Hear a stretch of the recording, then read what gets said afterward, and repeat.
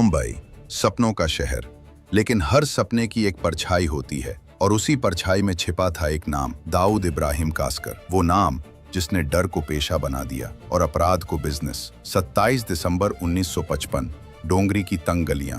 एक police constable का बेटा दाऊद। पिता चाहते थे बेटा ईमानदार अफसर बने, पर दाऊद का रास्ता अलग था, सड़कों, जुर्म और चालाकी का।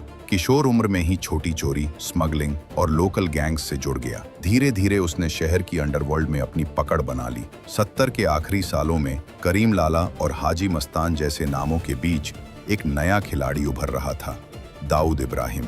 उसने अपने भाई शब्बीर के साथ मिलकर बनाया डी कंपनी, एक ऐसा संगठन जिसने मुंबई की हर डील, हर धमकी और हर कलेक्शन पर कब्जा कर लिया। दाऊद के गैंग ने drugs, real estate, gold smuggling से अरबों कमाए।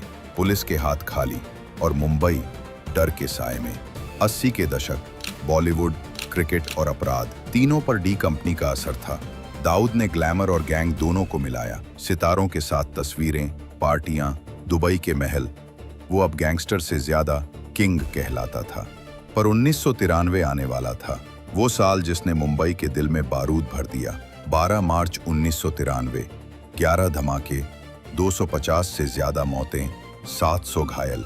भारत ने अपने इतिहास का सबसे खतरनाक आतंकी हमला देखा। जांच में सामने आया नाम, दाऊद इब्राहिम कासकर। सीबीआई, रॉ और इंटरपोल, सबका दावा था ब्लास्ट की प्लानिंग दुबई और पाकिस्तान से हुई और सूत्रधार था दाऊद। ब्लास्ट के बाद दाऊद लापता, पहले दुबई फिर पाकिस्तान, जहां उसे पनाह मिली। सरकारें बदलती रहीं, रेड कॉर्नर नोटिस जारी होता रहा, पर वो हमेशा एक कदम आगे रहा। आज भी उसका नेटवर्क अरबों में फैला है, हवाला, बेटिंग, रियल एस्टेट और ड्रग्स तक। डी कंपनी सिर्फ गैंग नहीं, अब एक ब्रांड है अपराध की दुनिया में। हर जांच में उसका नाम गूंजता है, पर चेहरा आज तक कैमरे के सामने नहीं आया। कहा जाता है वो कराची में है, सरकारी सुरक्षा में। कई बार दाऊद की मौत की खबरें आईं, पर हर बार वो फिर जिंदा हो जाता है अफवाहों में। वो अब एक इंसान से ज्यादा एक रहस्य है, एक ऐसा डर जो 3 पीढ़ियों से मुंबई की हवा में जिंदा है। दाऊद इब्राहिम कासकर, वो नाम जिसने भारत की अंडरवर्ल्ड को बनाया और मुंबई के दिल में हमेशा के लिए जला छोड़ा एक दाग। कहते हैं अपराध मिटते हैं, पर कुछ नाम अमर अभिशाप बन जाते हैं। दाऊद वही नाम है, एक नाम जिसने मुंबई के अंडरवर्ल्ड को पहली बार ब्रांडिंग सिखाई। तमिलनाडु के एक गरीब परिवार से आया यह लड़का 8 से 10 रुपए की मजदूरी से जहाजों में काम करता था, लेकिन दिमाग तेज था, सपने और बड़े। जल्दी समझ गया मेहनत से रोटी मिलेगी। दिमाग से साम्राज्य। 60 से 70s मुंबई में सोना, इलेक्ट्रॉनिक्स, कपड़े, सबकी तस्करी चलती थी। तो जिसने इस पूरे खेल को बिजनेस मॉडल बनाया वो था हाजी मस्तान। कोई दिखावा नहीं, कोई गंदगी नहीं, सीधा काम, पैसों का और सिस्टम से सेटिंग का। वो समझ गया था पुलिस से लड़ो मत, उन्हें अपने साथ रखो। मस्तान सिर्फ गैंगस्टर नहीं था, वो पहला आदमी था जिसने अपनी पर्सनैलिटी को ब्रांड बनाया। सफेद कपड़े, काला चश्मा, स्टाइलिश अंदाज। मुंबई में लोग उसे देखकर डरते भी थे और इज्जत भी करते थे। फिल्म इंडस्ट्री को पैसा दिया, सितारों की मदद की। डॉन बनकर भी उसने खुद को सेलिब्रिटी की तरह पेश किया। उसकी एक बात साफ थी, खून खराबे से दूरी। वो दाऊद इब्राहिम जैसे नए खिलाड़ियों को भी यही कहता था, दिमाग से खेलो, गन से नहीं। लेकिन अंडरवर्ल्ड कब किसी के कंट्रोल में रहा है? दाऊद और बाकी गिरोहों के बढ़ते असर ने इस शांत दिमाग वाले खिलाड़ी को पीछे कर दिया। जिंदगी के आखिरी दौर में उसने एक और कदम उठाया, राजनीति। दलितों और गरीबों के लिए आवाज उठाई, पर वो खेल उतना आसान नहीं था। अंडरवर्ल्ड की चमक राजनीति के मैदान में काम नहीं आई। 1994 में हाजी मस्तान चला गया, लेकिन मुंबई में आज भी उसका नाम 2 चीजों के लिए याद किया जाता है, सिस्टम को समझकर खेलने वाला दिमाग और स्टाइल में खेल बदलने की ताकत। वो पहला डॉन था जिसने अंडरवर्ल्ड को प्रोफेशनल बनाया, बिना बंदूक चलाए, सिर्फ दिमाग से।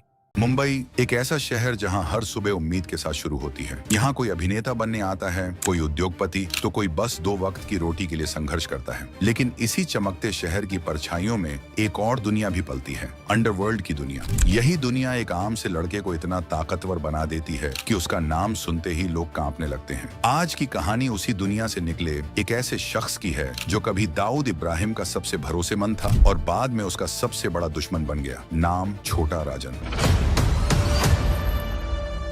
एक नाम जिसके पीछे छिपा था एक आम इंसान। मुंबई की चौल संस्कृति में पला बढ़ा किसी शाही महल में नहीं, बल्कि तंग गलियों, सीमित साधनों और रोजमर्रा की परेशानियों के बीच बड़ा हुआ। उसका बचपन किसी अपराध कथा की तरह नहीं था। न उसने कभी सोचा था कि वह एक दिन अंडरवर्ल्ड का नाम बनेगा, लेकिन जहाँ इज्जत और सुरक्षा ताकत से मिलती हो, वहाँ हर कमजोर लड़का ताकतवर बनने का सपना देखता है। मुंबई के कई इलाकों में उस दौर में गुंडों का राज चलता था। कानून दूर लगता था और डर पास। छोटे मोटे झगड़े, इलाके की लड़ाइयाँ और खुद को साबित करने की होड़ धीरे धीरे गलत रास्ते पर बढ़ने लगा। पहले दोस्त बदले, फिर सोच और फिर जिंदगी की दिशा। जब कोई एक बार डर पैदा करना सीख लेता है तो उसे इज्जत और ताकत आसानी से मिलने लगती है। 90 का दशक, मुंबई का अंडरवर्ल्ड अपने चरम पर था। इस दुनिया का सबसे बड़ा नाम दाऊद इब्राहिम। डी कंपनी सिर्फ एक गैंग नहीं, बल्कि एक साम्राज्य थी। छोटा राजन धीरे धीरे इसी साम्राज्य का हिस्सा बना। यहाँ वफादारी की कीमत जान से चुकानी पड़ती थी और गलती की सजा मौत। राजन ने खुद को साबित किया,